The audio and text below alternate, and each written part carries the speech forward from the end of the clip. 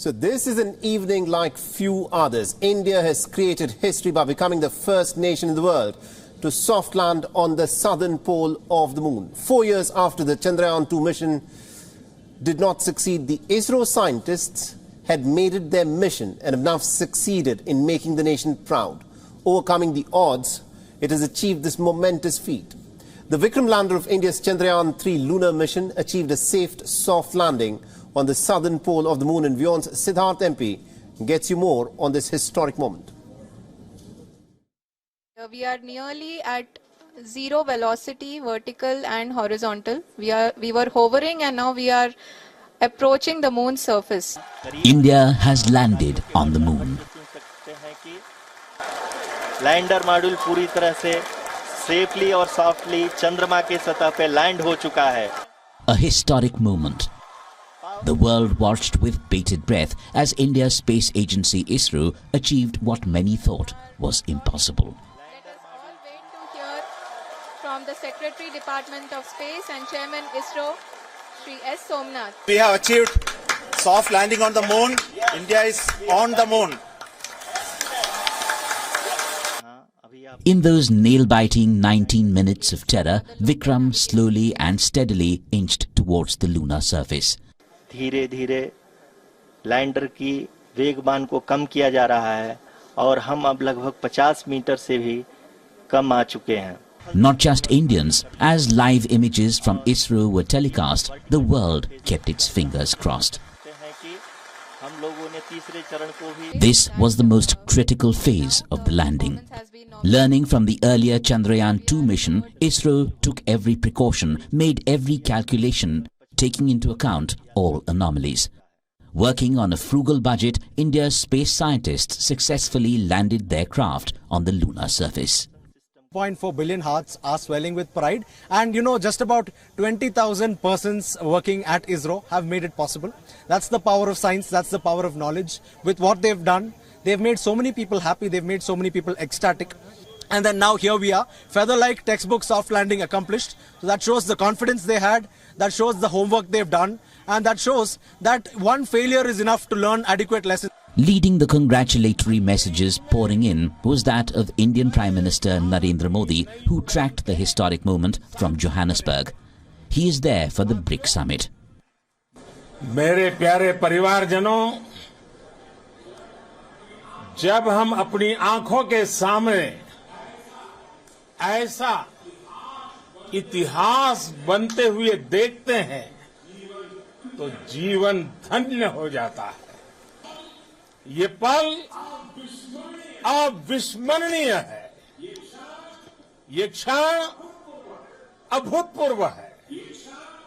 ये क्षण विकसित भारत के शंखनाद का है. ये क्षण नए भारत के जयघोष का है. The moon landing is not just a success for India. It paves the way for future landings on the moon and other planetary explorations. India's successful moon mission is not just India's alone. This success belongs to all of humanity. India has now become the first nation to land a craft near the moon's south pole. A historic triumph for the world's most populous nation and its ambitious cut-price space program. With prayers answered and a billion hearts swelling with pride, for ISRO, the journey has just begun. With Siddharth MP, Bureau Report, WION, World is One. And also joining us in the broadcast, we have with us Siddharth MP. He's joining us live from the ISRO headquarters in Bengaluru. He's been tracking the story all through the day and for the last several weeks, ever since Chandrayaan-3 mission in fact took off. Siddharth, this is a momentous occasion. This occasion belongs to the scientists of India. It's a generation of scientists who worked so hard for this moment, and they've succeeded this evening in soft landing on the southern pole of the moon. Give us a sense of what the scientists are telling you there.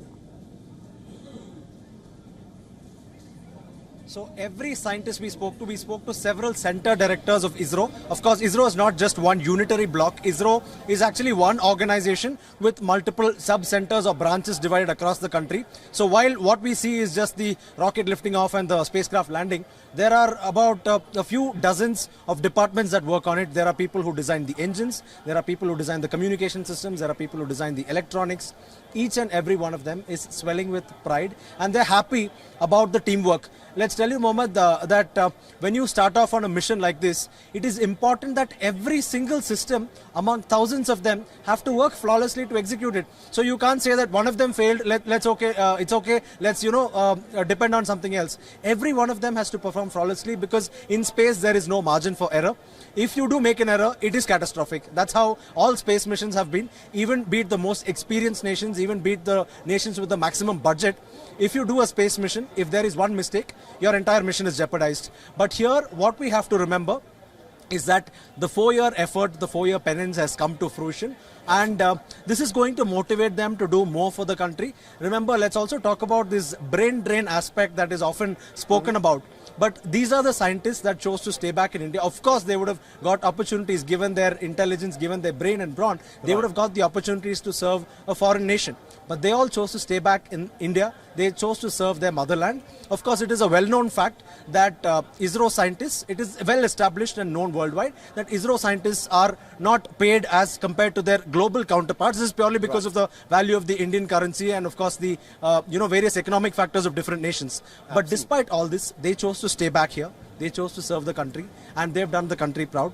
So we can just only imagine how proud they should feel for all the hard work that they've done. In fact, at one point of time, ISRO's chairman himself had said that, if Indian youth are after money and, fame and popularity, what they can do is they can start their own private space startups in India and they can make their money. I think that's an opportunity absolutely to do business. True, because from 2020 onwards, startups can do anything they want. Every individual across India was in fact rooting for the scientists. Every heartbeat was for them. Now, Siddharth, I also want you to in fact weigh in on what happens next. Because when the Vikram lander in fact touched down on the surface of the moon, it kicked up a huge dust cloud. And that dust cloud needs to settle down before the Pragyan rover rolls out of the Vikram lander. Tell us what is expected to happen then. Yes, Mohammed. So as we speak, I'm sure the cameras of the Vikram lunar lander are active. They are closely monitoring. There's cameras all over the Vikram lander. They're monitoring the dust cloud that is around the lander. The reason why this dust cloud is kicked up is because you see a helicopter landing. You see a huge tornado sort of dust cloud that, swirls around the helicopter, right? On Earth, this happens. On the moon as well, there's fine dust, talcum powder like dust. So when the rover lands, the lander lands, its engines are fired, so it's displacing a lot of dust. But once this dust storm kicks up, it should, ideally settle down in just a few moments. That's what happens on Earth. But why on the moon it takes time is because the gravity on the moon is weak. It's just 1/6 of that of the Earth. So because of that, it takes time. It takes a couple of hours, certainly. And at that time, also testing will be carried out of the various lander systems because, after a soft landing, the most crucial thing and the next step will be to test communications, to test each and every one of the equipment, to ensure the batteries are charged, to ensure the solar panels are deployed. And then, of course, the science begins. Then the ramp is opened. From the belly of the Vikram lander, the Pragyan rover emerges. And then, of course, on the tracks of the moon, there will be India's national emblem, the Ashoka Sarnath lines. And, of course, there will also be the ISRO logo imprinted on the moon. And the beauty about imprinting something on the moon is that there is no wind, there is no water, there are no phenomena that will change the imprints. That's why craters remain in the thousands on the moon. On Earth, there are hardly any craters. They, get weathered and vegetation grows, water flows. But on the moon, an imprint that you keep there will remain forever. That's the beauty, and that's what lay ahead, Mohammed.